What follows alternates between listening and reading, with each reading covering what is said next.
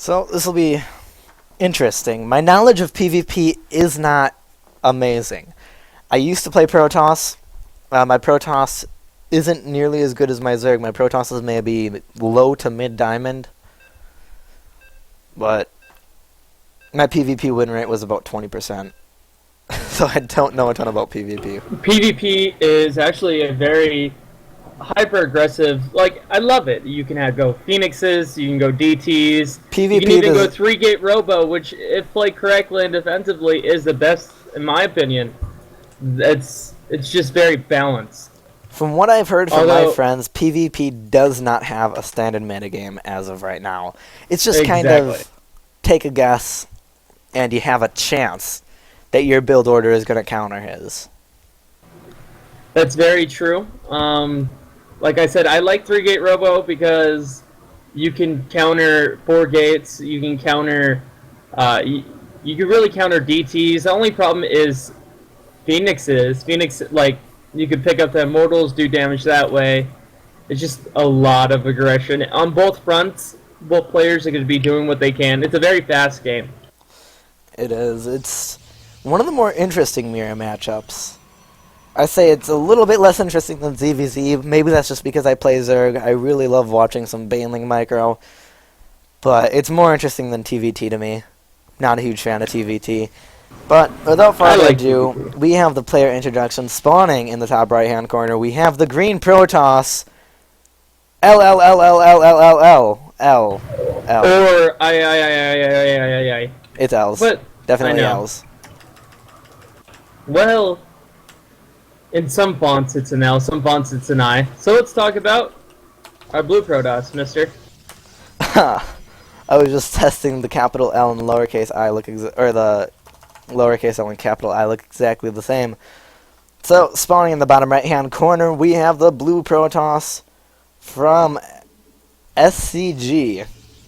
I'm not sure what team that is. We have Vakarian. So both such an epic name. It's a decent name. I find the best way to find a name is to mash your hand on your keyboard, get the letters, and throw in some random consonants. Double gas for both players. Yep, both players going for that double gas there. Both players' builds looking very similar. The second gas for the barcode player coming down very, very slightly later. But everything else is very similar. The gateway timing, the cyber timing, the first gas timing. Everything is just, it's like looking in a mirror for both these players' build orders. The question is, where are they going to differentiate? For starters, the barcode player has 2 on one gas and 3 on the other, while the blue Protoss has 2 on each gas. And there is a Zealot coming out for Vakarian as well, which is a lot different than the second gateway that's also coming out. Double gateway is actually really strong. This could possibly turn into some sort of aggression, which I'm pretty sure will. Could. That Zealot, remember, is just 100 mineral difference. Now, it may not sound like much, but 100 minerals at this point in the game, at this level of play, can be a very big deal. Mothership Core coming out for the blue Protoss, while it's not coming out for the green one, as well as a Stalker for the barcode.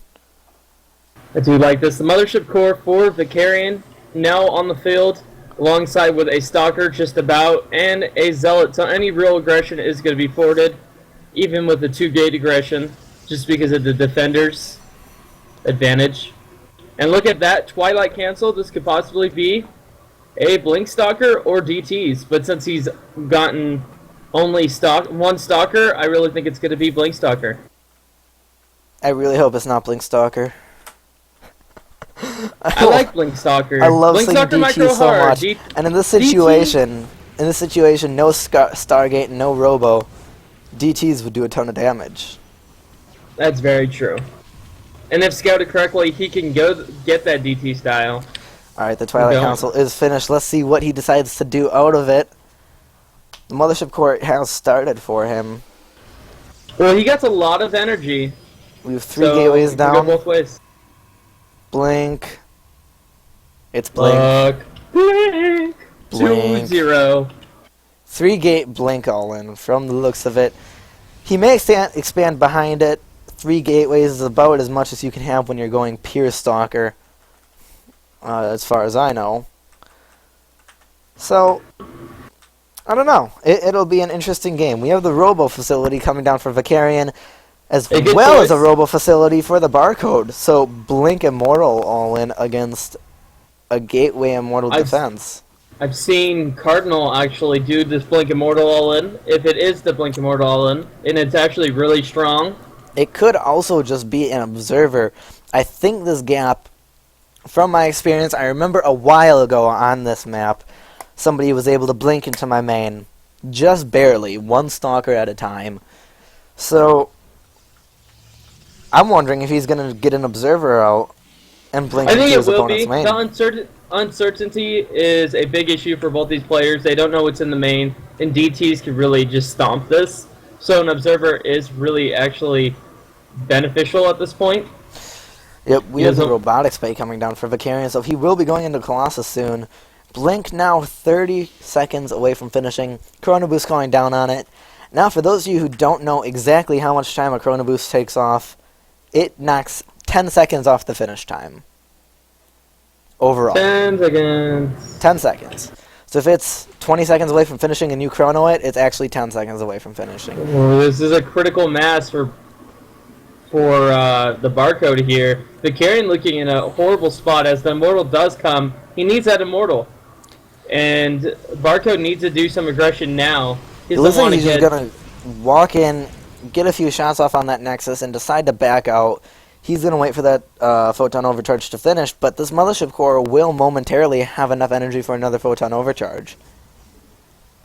Ooh, and especially when he has that second base economy, it's going to look really good. He's getting that second Immortal out. Barcode needs to do something now. Yep, he snipes the Mothership Core and then just backs out, knowing that he's not going to engage into both the Photon Overcharge and an Immortal. That's just not a good idea. But by the time that Photon Overcharge is finished, there'll be 2 Immortals on the map. And it Ooh, looks this like he's is- going to see if he can blink in there. I guess maybe it's not possible to do that anymore. It is a relatively short gap. It's not a huge gap. I'm not sure the exact specifics on the range of that gap, though. Oh, the supply closing. It looks like the supply lead for the Blue Protoss is mostly in probes, but still really strong. The 2 Immortals popping out a 3rd Immortal. Good choice. This is looking worse and worse for our Blink Stalker friend. Yep, Time Warp going down, some Blink Stalker micro. But these Immortals aren't actually both attacking. Now they are. Force Field's going down. Decent Blink back just for micro purposes. Picks off a few Stalkers. Did not lose many units there. The green Protoss did not lose very many units. And these Immortals right now are actually in the front. So he'll be able to blink up. Picks off one Immortal. Time Warp goes down on the Zealots. Picks off a second Immortal. This is a lot of Stalkers. And he blinks right on top of the 3rd Immortal. The 3rd Immortal goes down. Very aggressive. Very, Blink. very aggressive. And right now, But it's just now the the- numbers. It's 11 Stalkers to 3 Stalkers and a Sentry. That's a huge difference with no Mothership Core on the field anymore for the Blue Probes are Protoss. coming. Workers are being pulled. That last Immortal comes out, blinking a little bit. The Immortals are going to be doing a lot of damage here, but most of these Stalkers are very low health. Most of them. But he's just going to do another Warping round and go for the kill right now. Blue Protoss player just deciding to abandon his natural. He knows there's not much he can do to save that right now. And he'll be relying on Immortals for the rest of this game, which probably won't be very long. He has the Robotics Bay, but he knows Immortals are the better choice compared to the Colossus that he could be going for. I don't know. He has quite a bit of Immortals now. He needs some sentries in this mix to really stop the Protoss from coming up the ramp. Maybe get a Colossus just to snipe, get the range there. I think that would be a good choice as well. But here we go. Now it's posturing for the attack. The blink is ready. The attack is ready to commence. Blinks right The on top of focus on everything the and puts a Immortal. Time Warp on. Snipes both of the Immortals. All the probes are being pulled right now. And he just blinks back just a little bit. I'm not sure why he decided to blink back, but Doesn't want to get that surround. Doesn't want to lose something to something silly. So he's playing a very defensive game, and I think that's really good. it's very true. We Look have the at GG GG. coming down from Vakarian. The Barcode Protoss taking game number 1 of this series.